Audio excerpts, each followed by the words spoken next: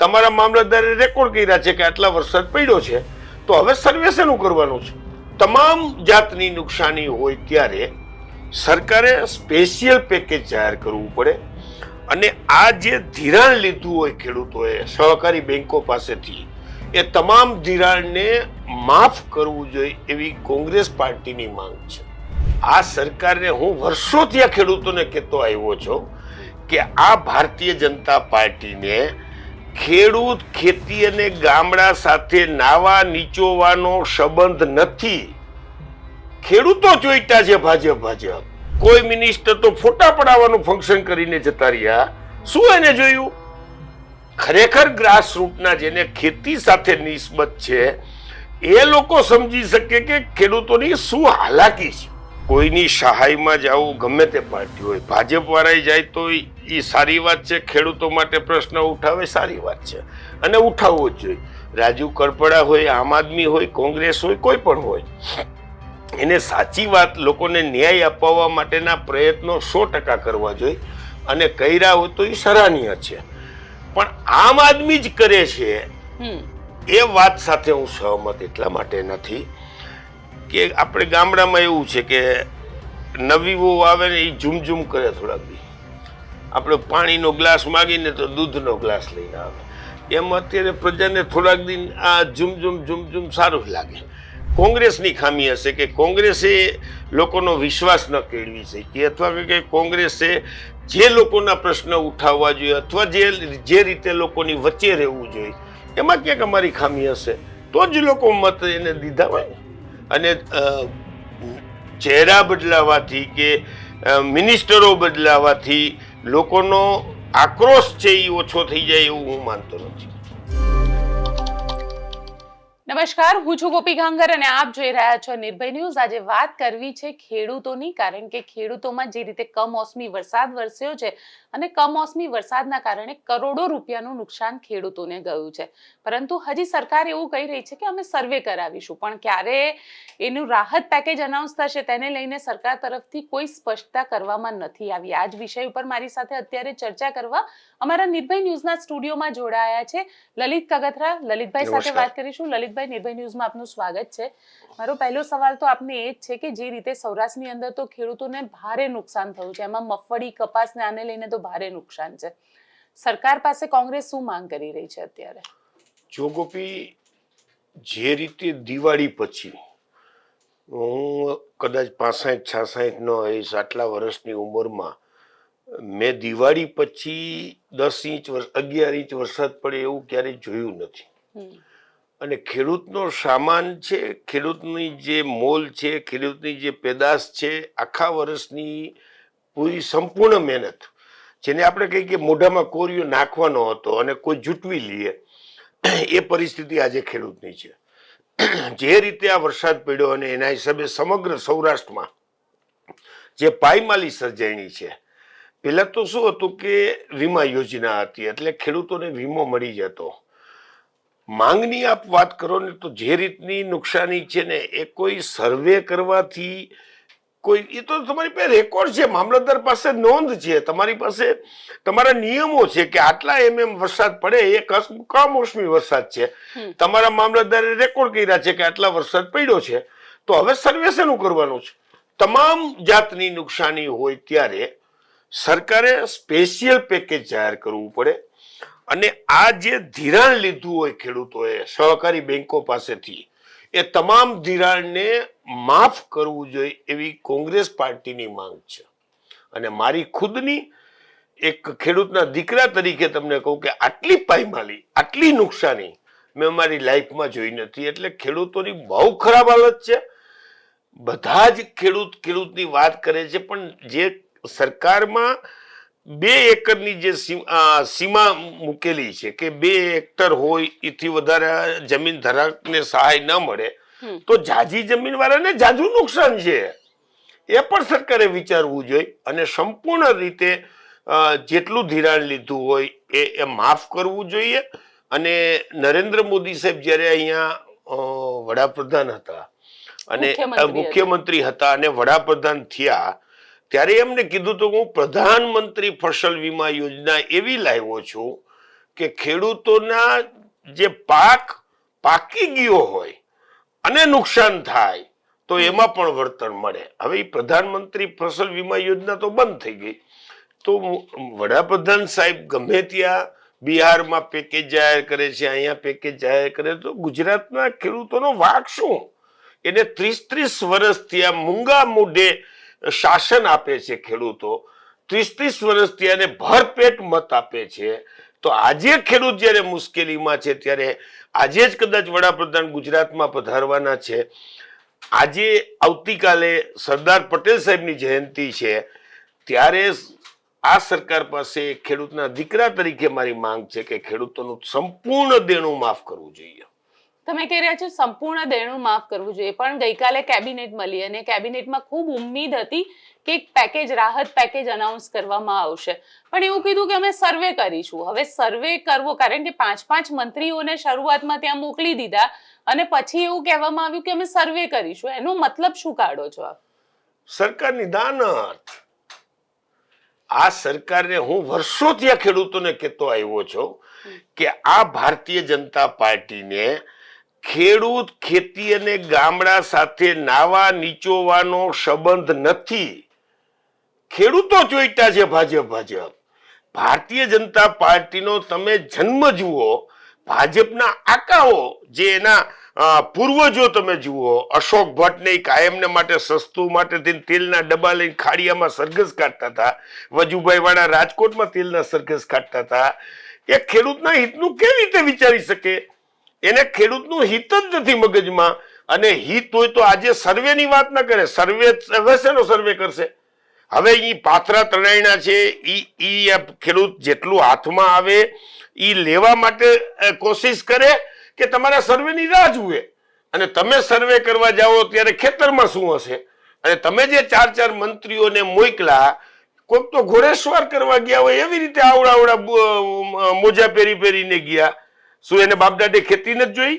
ખેતીના પગમાં ગારો ચોટી જાય તો પણ એને તકલીફ પડતી હોય, એટલે આવડા બૂટ પહેરી, ઢીચર સુધીના બૂટ પહેરીને ગયા, ઘોડેસવારી કરવા જતા હોય એવી રીતે. કોઈ મિનિસ્ટર તો ફોટા પડાવવાનું ફંક્શન કરીને જતા રહ્યા. શું એને જોયું?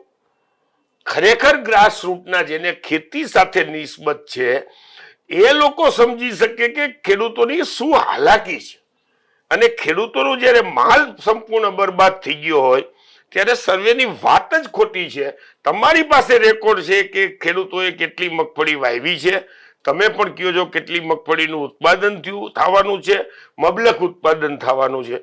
હજી ટેકાના ભાવે મગફળીની ખરીદી પણ ચાલુ નથી કરી, હજી પણ એની રાહ જુએ છે. અને હવે પેકેજ ને સર્વેની વાત કરે છે. જો બેન, આમાં એક તો માલ છે ને, પશુનો ચારો સંપૂર્ણ નાશ થઈ ગયો. આજે જે લોકો માલધારી છે, ભેંસુ ધરાવતા હોય, જે લોકો ગાયું ધરાવતા હોય, માલ ધરાવતા હોય, એ બધા માટેનો ચારો એટલે મગફળીનો પાલો, મગફળીના ડાખરા, એ બધું સંપૂર્ણ નાશ થઈ ગયું. એ હવે કોઈ પશુ ખાઈ શકે એવી સ્થિતિનું રહ્યું નથી. એટલે એ પણ એક બહુ મોટી નુકસાની છે. અને બીજું, હવે અત્યારે મગફળી જે પલરી ગઈ હોય એને યાર્ડમાં લઈને જાય એટલે કાળી પડી ગઈ છે, એટલે 700 રૂપિયા કોઈ ન દે. હવે 1000 રૂપિયાની રાહ, 1400 રૂપિયા ટેકાના ભાવે ખેડૂતો બિચારા રાહ જોઈને બેઠા છે. ત્યારે હવે તમે સર્વે કરવાના નામે એની મસ્કરી કરવાનું બંધ કરો અને તાત્કાલિક ધોરણે એને સહાય આપો. પણ લલિતભાઈ, કારણ કે જ્યારે મને યાદ છે 2014 જ્યારે પ્રધાનમંત્રી ગુજરાતમાં મુખ્યમંત્રી હતા અને ત્યારે કોંગ્રેસની યુપીએની સરકાર હતી દિલ્હીની અંદર અને ગુજરાતમાં ભારતીય જનતા પાર્ટીની સરકાર હતી, ત્યારે એવું કહેતા હતા કે અમારી સરકાર આવશે તો ખેડૂતોને ટેકાના ભાવ જે છે, કપાસ હોય કે મગફળી હોય કે અન્ય કોઈ પ્રોડક્ટ હોય, એના 1600-1700 અમે કરી આપીશું. આજે પણ ખેડૂત, કારણ કે ખાતરના ભાવ વધ્યા છે, પાકના બિયારણના ભાવ વધ્યા છે, બધા જ ભાવ વધ્યા છે, પણ પાક તૈયાર થયા પછી એનો એ જ ભાવ છે. બેના, તમને કહું કે 14 પછી 2014માં પણ મગફળીનો ભાવ 1000 હતો. આજે પણ 1000 રૂપિયામાં કોઈ લેવા થણી નથી. 14 થી લઈને 25 સુધીનો આ 11 વર્ષના પ્રવાસમાં નરેન્દ્ર મોદીના શાસનમાં મગફળીનો 1 રૂપિયાનો ભાવ વધ્યો નથી. મેં તમને પૂર્વે કીધું કે એના આકાઓ એટલે એના વડવાઓ જે રીતે મગફળી માટે દુપ્રચાર કરીને એક આખું ષડયંત્ર રચીને ખેડૂત લોબીને કેવી રીતે પાયમાલ કરવી, એના માટે મગફળીનું તેલ ખાવતો હોય એટેક આવે ને તમારે આ થાય ને તે થાય ને એમ કરતા કરતા કપાસિયાનું તેલ ને ફલાણું તેલ ને પામોલીન તેલ ને કેટલાય તેલ ઉપર લોકોને વાયડા, એક ડિમાન્ડ ઘટાડી હતી. હવે લોકોને ખબર પડી ગઈ કે મગફળીના તેલથી કાંઈ નથી થતું. હવે લોકો બધા મગફળી મૈંડા તેલ ખાવા. સવાલ એ છે કે તમે આ 11 વર્ષના દરમિયાનમાં મગફળીનો 1 રૂપિયાનો ભાવ વધે નહીં, તમારા ડીઝલ ડબલ થઈ જાય, સોનું ડબલ તબલ ચોબલ થઈ જાય, લોકોને બિયારણની અંદર જે સ્ટાન્ડર્ડતા હતી એ સ્ટાન્ડર્ડતા રહી નહીં, બેફામ ભાવ લોકો લે છે. બીજ નિગમ જેવી ચીજ પતાવી દીધી, ખાતર મળે નહીં, લાઈનમાં રહી રહી બિચારો મરી જાય ખેડૂત. એક છોકરો તો ખેડૂતને લાઈનમાં રાખવા માટે કરવો જોઈએ. આ પરિસ્થિતિનું નિર્માણ થયું હોય ત્યારે સરકાર શ્રી એની કોઈ દાનત જ નથી કે ખેડૂતો સદ્ધર થાય, ખેડૂતો મદદરૂપ થાય, ખેડૂતોને સહાય કરવી. એટલા માટે આ લોકો સર્વે આ તે ટાઈમ કાઢી કાઢીને વાગોડીને ધીમું ઝેર કે જેને કહેવાય એવી રીતે સાયલેન્ટ કરવા માંગે છે. કડદાકાંડ થઈ રહ્યો છે, એના ઉપર શું કહેશો? કારણ કે કડદાકાંડ આજનો નથી, કોંગ્રેસ કેમ આટલા વખતથી બોલતી નહોતી? જુઓ, કડદાકાંડ છે યાર્ડની અંદર જે રીતે તમે જુઓ તો આખા ગુજરાતમાં સહકારી ક્ષેત્ર, પંચાયતથી લઈને પાર્લામેન્ટ સુધી, નગરપાલિકાઓથી લઈને સહકારી ડેરીઓથી લઈને તમામ યાર્ડ આજે ભારતીય જનતા પાર્ટી પાસે છે. જે રીતે ભારતીય જનતા પાર્ટીનું શાસન છે અને જે રીતે આ કડદાકાંડ કરી રહ્યા છે એના આકાઓને ખબર નથી. એના બધા અહીંયા બેઠા છે, એના બધા અધિકારીઓ અથવા એના ચેરમેનો બેઠા છે, એને ખબર નથી, એની નજર સામે નથી થતું. તો જે કડદાકાંડ થાય છે અને જે રીતે એ લોકો દેખાવ કરે છે, જો મારી એક બહુ સ્પષ્ટ વાત છે કે કોંગ્રેસ પાર્ટી હર હંમેશને માટે સાચી વાત કરશે ને સાચી વાત માટે લડે છે. મોદી સાહેબની જેમ હું આવક બમણી કરી દઈશ ને ખર્ચો ડબલ થઈ ગયો, ખેડૂતો તો આજે અહીંયા ઈ છે, અમુકના બરબાદ થઈ ગયા કારણ કે એની આવકના બદલે એનો ખર્ચો ડબલ થઈ ગયો. બેન, અમે નાના હતા, અમે ખેતીમાં કામ કર્યું છે એટલે અમને ખબર છે. અમારું આખું કુટુંબ, હું ધારો કે કોલેજમાં ભણતો ને તો પણ કોલેજમાંથી આવીને સીધો ખેતીમાં બાપા લગાડી દેતા. એમ અમારું આખું કુટુંબ, બેનું દીકરીઓ, નાના મોટા બધાય કુટુંબ, આખું કુટુંબ જ્યારે એમાં કામ કરતું હોય અને રાતને દી એક કરીને કામ કરતું હોય ત્યારે ખેત પેદાશ થતી હોય છે. હવે એ બધાય લોકોને ઉમ્મીદ હોય કે અમારી પેદાશ આવશે એટલે અમે આ કામ કરશું. તમે હમણાં કીધું કે આ દીકરીઓ થાય મોટી તો એના લગ્ન કરવાના હોય, એ જવાબદારી હોય મા બાપની. એવા સમયે જ્યારે ઉપજમાં ઝીરો થઈ જાય ત્યારે એ માણસની પરિસ્થિતિ સમજવી જોઈએ તમારે. એ કુટુંબની સ્થિતિ શું થાય, એ દેણું કરીને એને વાવેતર કર્યું હોય, બિયારણ લીધું હોય, એ બધાને વાયદા દીધા હોય, ત્યારે સરકારે માય બાપ બનવું પડે કુદરતી આફત આવે ત્યારે. અને માય બાપ બનીને અત્યારે પૂરું પેકેજ આપવું જોઈએ સરકારને, એવી મારી માંગ છે. તમે પૂરા પેકેજની વાત કરો છો, પણ મારી વાત એ છે કે કડદાકાંડ તો ઘણા વખતથી, એટલે કડદો તો ઘણા વખતથી ખેડૂતો સાથે થઈ રહ્યો હતો, આજનો તો છે નહીં. એ લગભગ છેલ્લા 5-10 વર્ષથી ખેડૂતો કહી રહ્યા છે કે અમારી સાથે આવી જ રીતે કરવામાં આવે છે કે કપાસ લઈને જઈએ અને કપાસના ભાવ પહેલા 1400 કે અને પછી ત્યાં જઈને 1100-1200 માં લઈ લે. કોંગ્રેસ કેમ નહોતું બોલતું? કોંગ્રેસ કાયમને માટે બોલ્યું છે બેન. આજ તમારી હું ડિબેટમાં નહીં, કાયમ કડદાકાંડ ઈ છે ને વર્ષો ત્યાં. ધારો કે તમારે એક મણિકો હોય, મણિકો આ વજન કરતા હોય તો એમાં દોરી બાંધે કાંટા એને લટકાવવા માટે. હવે ઈ દોરીના બદલે દોયડો બાંધે. તમે સમજ્યા મારી વાત? ઈ અમે ગામડામાં જોયું છે. અમે જે દી હતા તેથી વેપારી અમે પ્રત્યાઘાત કરતા કે બાપા આવડો મોટો દોયડો એટલે આનો વજન કેટલો થાય. એક મણની સાથે તમે 100 ગ્રામ, 200 ગ્રામ, 300 ગ્રામ, 400 ગ્રામ, 500 ગ્રામનું દોરડું બાંધો એટલે 500 ગ્રામ દર એક મણને 500 ગ્રામ જાય. એવી રીતે ખેડૂતો સાથે જે તે સમયે આવું થતું જ. અને વર્ષોથી જે નાના નાના વેપારીઓ ગામડામાં હતા એ આ રીતે છેતરપિંડી કરતા. કોઈ નીચે વજન વધારી દઈએ એ બધું કરતા. પણ હવે યાર્ડમાં ગયા પછી યાર્ડના શાસનમાં આવું થાય એ મારા ધ્યાનમાં જો આવ્યું હોય તો હું 100% કહું કે આવો કરદો યાર્ડમાં થાય છે. કારણ કે આપણે હવે યાર્ડમાં જતા ના હોય, પણ 100% સાચી વાત છે.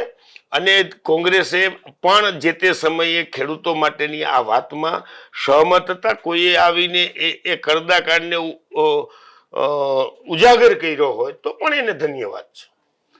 તમને એવું લાગે છે કે આમ આદમી પાર્ટી આખા ખેડૂતોના મુદ્દા ઉપર રાજનીતિ કરી રહી છે, કે આમ આદમી પાર્ટી ખેડૂતોના મુદ્દા ઉપર ક્યાંક ને ક્યાંક જે રીતે રાજુ કરપડા ત્યાં આગળ ગયા, મહાપંચાયત કરવાની વાત કરી, પોલીસોએ લાઠીચાર્જ કર્યો બોટાદની અંદર, આખા મુદ્દે શું કહી રહ્યા છો? જો બેન, મારું સ્પષ્ટ માનવું છે કે કોઈની સહાયમાં જવું ગમે તે પાર્ટી હોય, ભાજપ વાળા જાય તો એ સારી વાત છે, ખેડૂતો માટે પ્રશ્ન ઉઠાવે સારી વાત છે અને ઉઠાવવો જ જોઈએ. રાજુ કરપડા હોય, આમ આદમી હોય, કોંગ્રેસ હોય, કોઈ પણ હોય, એને સાચી વાત લોકોને ન્યાય અપાવવા માટેના પ્રયત્નો 100% કરવા જોઈએ અને કર્યા હોય તો એ સરાહનીય છે. પણ આમ આદમી જ કરે છે એ વાત સાથે હું સહમત એટલા માટે નથી કે આપણે ગામડામાં એવું છે કે નવી વહુ આવે ને એ ઝુમઝુમ કરે થોડાક દી, આપણે પાણીનો ગ્લાસ માગીને તો દૂધનો ગ્લાસ લઈને આવે. એમ અત્યારે પ્રજાને થોડાક દિન આ ઝુમઝુમ સારું લાગે. પણ એક વસ્તુ સમજવી જોશે કે આજ ગુજરાતમાં 2015 થી લઈને 17માં 22 વર્ષના છોકરા ઉપર વિશ્વાસ મૂકીને ગુજરાતનું સમગ્ર વર્ગ અમુક ઝાઝા પ્રમાણમાં નીકળી ગયા હતા. અને પછી એને શું કર્યું એ ગુજરાતના લોકોએ જોયું છે. એટલે અત્યારે હું એવું માનું છું કે પરિપક્વતાથી જો કોઈ પણ આંદોલન, કોઈ પણ વાતને રજૂ કરવામાં આવે તો લાઠીઓ ખાવાનો વારો ના આવે. લાઠીઓ સરકારે મારી છે એ બેહદ ખોટી રીતે મારી છે, ઘરમાંથી કાઢીને મારી છે. જેવી રીતે પાટીદાર આંદોલનમાં પણ બેફામ ગારો દઈને 14 જણાને શહીદ કર્યા હતા સરકારે, ભારતીય જનતા પાર્ટી સરકારે. એ બેહદ ખોટું છે. અને આમ આદમીએ જે પ્રયત્ન કર્યો છે ખેડૂત માટે તો સારી વાત છે, અને પ્રયત્ન કરવો જોઈએ. બધી રાજકીય પાર્ટીના આ હક છે. કારણ કે આવતીકાલે અરવિંદ કેજરીવાલ આવે છે અને અરવિંદ કેજરીવાલ જ્યારે ગુજરાતની અંદર આવી રહ્યા છે તો એવી ચર્ચા છે કે ભાઈ એક રાજનીતિક મુદ્દો આખો બનાવવાનો પ્રયત્ન થઈ રહ્યો છે. આને જો બેન, આપણે થોડીક એની ભૂમિકામાં જવું પડશે કે આ અરવિંદ કેજરીવાલનો જન્મ ક્યાંથી થયો. જ્યારે એને આંદોલન મનમોહન સિંહની સામે આંદોલન કર્યું અને લોકપાલની વાત લઈને નીકળ્યા હતા, એ લોકપાલનું કેમ હવે બોલતા જ નથી? અરવિંદ કેજરીવાલ સાહેબના તમે મોઢેથી ક્યારે લોકપાલની વાત સાંભળો છો? જ્યાં હું એવું માનું છું કે આ દેશમાં ઇન્દિરાજી પછી બેસ્ટ કોઈ પીએમ હોય તો હું મનમોહન સિંહને કહી શકું. અને એટલા વર્લ્ડના ઇકોનોમિસ્ટ માણસ જેને સાચી વાત કરવી હતી. જો કોંગ્રેસે તેદી આ ભાજપની જેમ કે આમ આદમીની જેમ નાટક કરવું તો કહી દેત કે લોકપાલ દીધું, શું એના બાપાનું જતું હતું? પણ દેશ હિતમાં એ નથી થઈ શકે એમ એવું ત્યારે કોંગ્રેસના નેતાઓને લાગ્યું, એટલે એને આંદોલન થયું. મનમોહન સાહેબની સરકાર ગઈ ત્યાં સુધી કેજરીવાલે આંદોલન કર્યા અને એ આંદોલનના જેટલા પ્રણેતા, જેટલા લોકો હતા એમાંથી 80% આજે ભાજપમાં છે. તમે કિરણ બેદી લઈ લ્યો કે પછી ગમે તે, મને અત્યારે નંબર ઓફ લોકોના નામ યાદ નથી ને કરવાના, પણ એમાંથી 80% ભાજપમાં છે. તો અરવિંદ કેજરીવાલનું જે આંદોલન, એનો જન્મ દેશના હિતમાં નથી થયો. એ દેશની એક એવી વ્યક્તિને ડેમેજ કરીને થયો છે કે જેના પ્રમાણિકતાનો સિમ્બોલ કહી શકાય. દેશદાજની જેને ભરપૂર હતા એવા મનમોહન સિંહ, જે બેસ્ટ ઇકોનોમિસ્ટ માણસ હતા, એની સામે આંદોલન કરીને જન્મ થયો છે. એટલે એની વિચારો ક્યારે પણ હું પોઝિટિવ દેશ માટે ગણતો નથી. એ આમ આદમી ક્યારેય પણ દેશ હિતની માટે કામ કરતી હોય એવું મને દેખાતું નથી. પણ તમને એવું લાગી રહ્યું છે કે જે રીતે સૌરાષ્ટ્રની અંદર વિસાવદરની સીટ ઉપર ગોપાલ ઇટાલિયા ચૂંટણી જીત્યા અને પછી એક વાત શરૂ થઈ કે વિસાવદર વાળી કરવી છે, પછી બોટાદ વાળીની ચર્ચા થઈ, એટલે ક્યાંક ને ક્યાંક એક ડાયવર્ઝન આવ્યું છે લોકોમાં કોંગ્રેસ પાર્ટીને લઈને.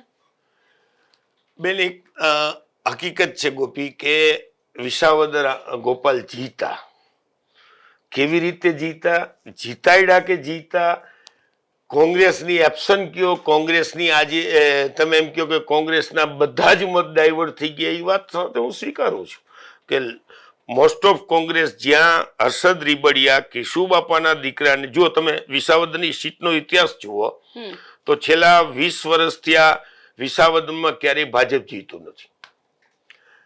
હર્ષદભાઈ જીતા, કેશુબાપાના દીકરા ભરતને હરાવીને જીતા હતા, એટલે કેશુબાપા પછી વિસાવદરમાં ભારતીય જનતા પાર્ટી જીતું નથી.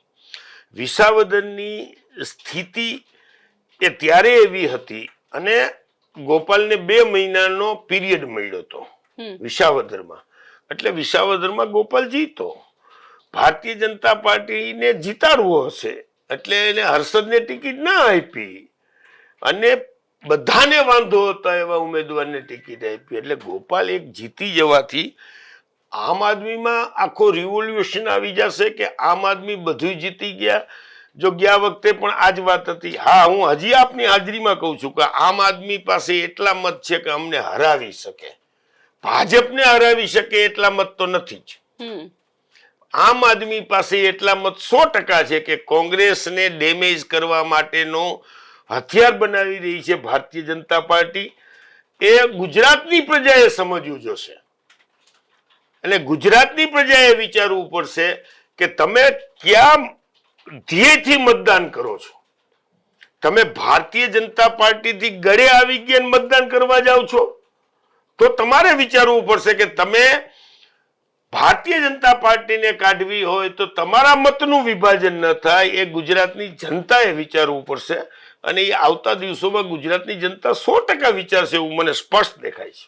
પણ સાથે તમને એવું લાગે છે કે ગુજરાતમાં અત્યારની જે સ્થિતિ છે એમાં ભારતીય જનતા પાર્ટીનું 30 વર્ષનું શાસન અને મંત્રીમંડળ આખું બદલી દેવામાં આવ્યું, એટલે ક્યાંક મંત્રીમંડળને બદલ્યું એનાથી લોકો ભૂલી જાય છે આ વાતને કે નેતાઓ જે છે એના ચહેરા ભૂલાઈ જાય છે અને પછી નવા નેતા આવે છે, કારણ કે ભારતીય જનતા પાર્ટી તો આ જ પોલિસી ઉપર ચાલી રહી છે. ના પણ બેન, આ કોઈ મંત્રીઓનો અભાવ હતો? ભારતીય જનતા પાર્ટીની અત્યારે લોકોમાં થોડો ઘણો અભાવ ને જે નેગેટિવ સેટ થયું હતું એમાં મંત્રીઓનો રોલ હતો. ભારતીય જનતા પાર્ટીની ખુદનો પાર્ટીના વહીવટનો રોલ હતો.